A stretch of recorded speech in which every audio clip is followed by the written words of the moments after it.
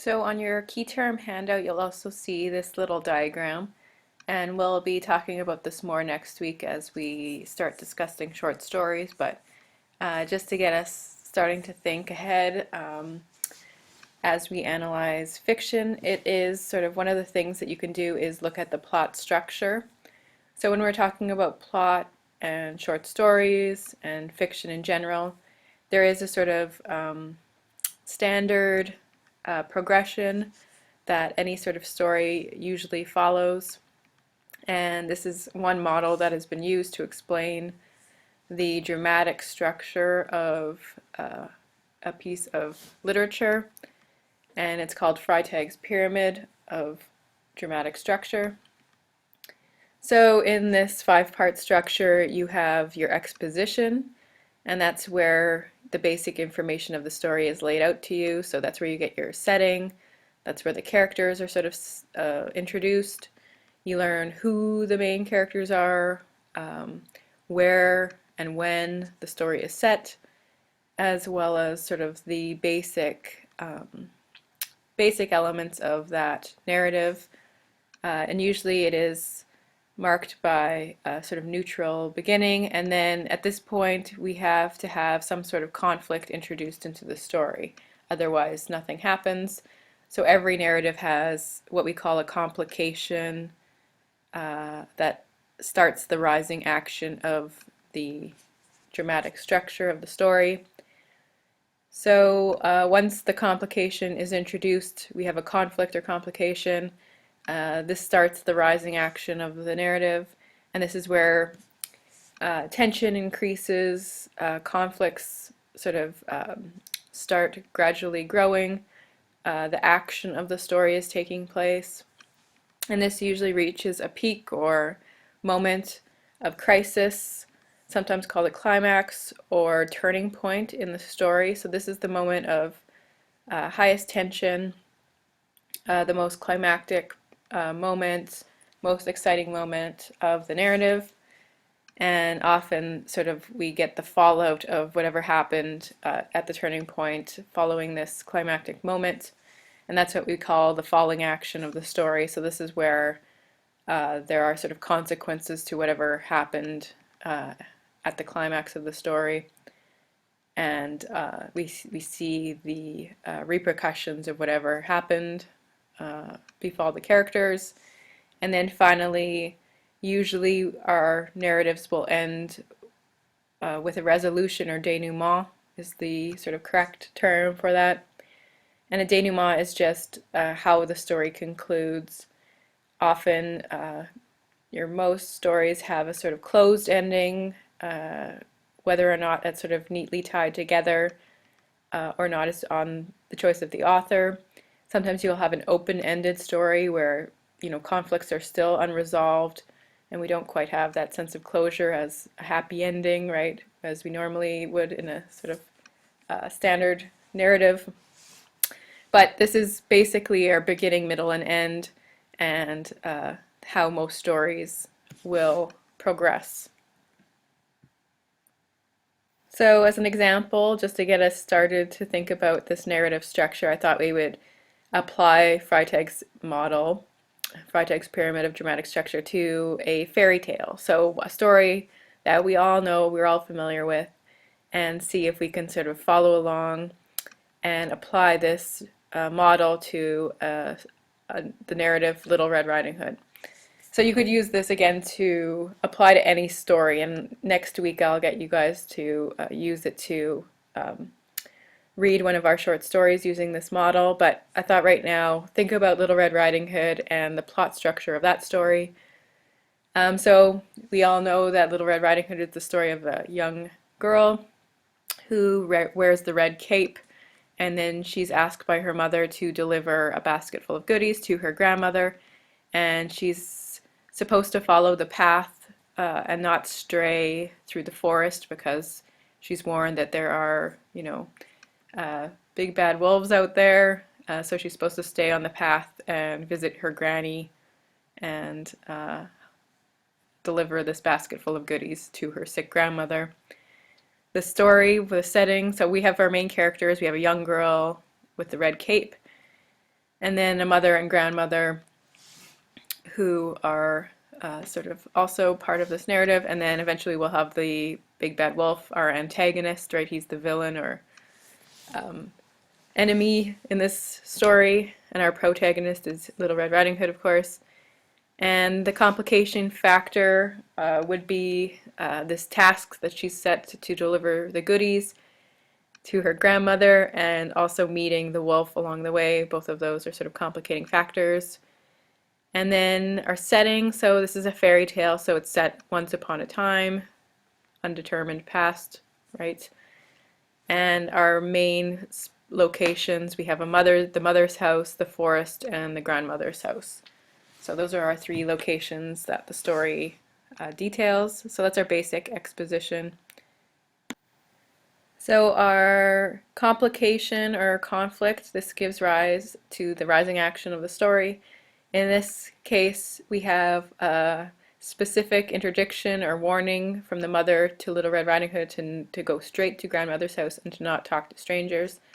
And then things get more complicated when Little Red Riding Hood sort of strays from the path and then meets the wolf on her journey.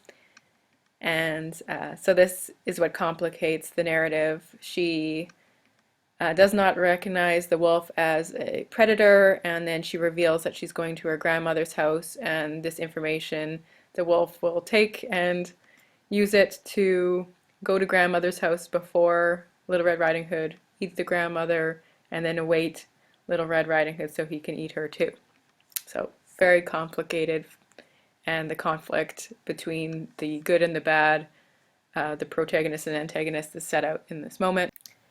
So the rising action of the story is when the wolf again takes the shortcut to grandmother's house, and then he eats grandmother and then disguises himself in her clothing and waits for Little Red Riding Hood to knock on the door so he can eat her as well. And then the most climactic part of the story, of course, we all remember it as children. The tension builds as Little Red Riding Hood starts questioning the grandmother's appearance, right? So she says, you know, what big eyes you have, what big hands you have, what big ears you have, and then what big teeth you have. And this is the most climactic part of the story, where the wolf replies, the better to eat you with. And then he runs around and tries to eat her at this point in the story. So we have the main climax or turning point. The falling action of the story would be the appearance of the woodsman, who again appears out of nowhere in the nick of time to hear and save Little Red Riding Hood.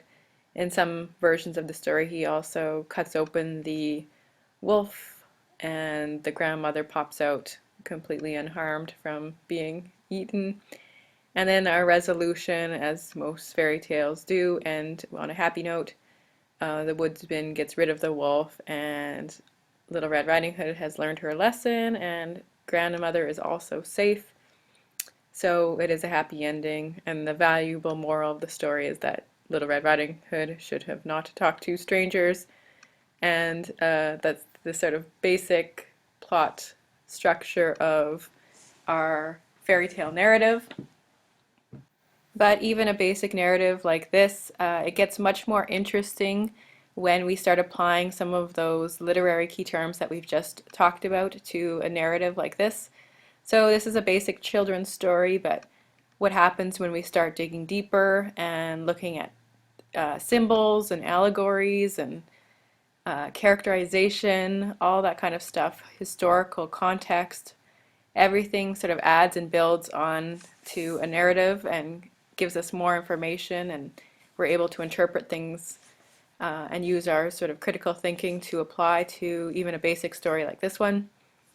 So for example, if we were looking at symbols in the story, we might think about the relevance of the title, so Little Red Riding Hood. Why is this little girl wearing this red hood? Is it just sort of something to characterize her? The color red is another symbol. So the fact that it's red might connote, we can sort of read into red as the sort of symbolic color of violence or love or passion or all those things we might think about when we see the color red used. Sometimes red is even sort of considered a color of sin, so maybe there's some indication that this main character has sinned in some way by straying from the path and talking to the stranger. Red is also sort of seen as a sort of sensual color, so perhaps the red is also sort of indicative that maybe this girl, our protagonist, is sort of straying in terms of her sort of morals as well.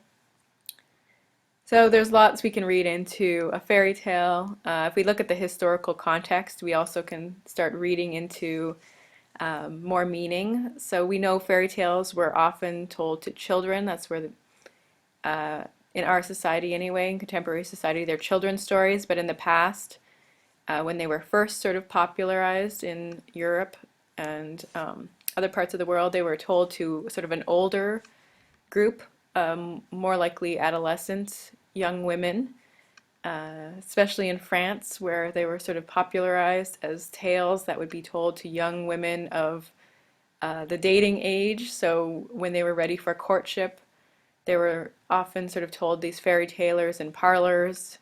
And again, often these stories came with a kind of warning about appropriate behavior for a young woman. So if we read into that context, we can also look at maybe some possible allegories having to do with sort of appropriate behavior for a young woman. And if we look at it that way, the wolf in this case is much more than a wolf, right? He is, if we think about it, this wolf is anthropomorphized, right? So he has many human characteristics. In this picture, he's wearing a top hat and walking on two legs.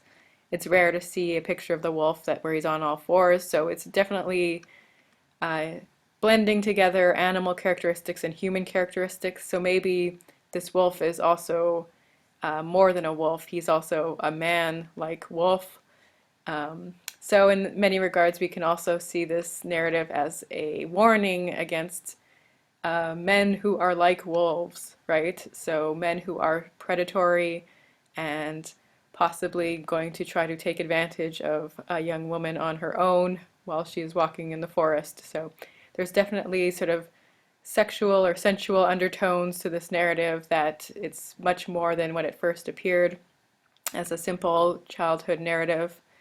And the more we sort of read into the story, the more interesting it gets. So I think that's part of what we do in English departments, right? We read literature and then we read into it, right? So we offer our interpretations and we apply and look for literary devices such as symbolism and allegory and other sort of complicating factors that add more meaning to the story.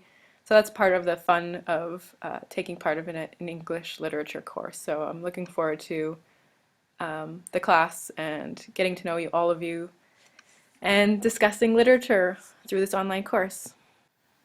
So just to wrap up again, this week, familiarize yourself with the UR courses and our course homepage.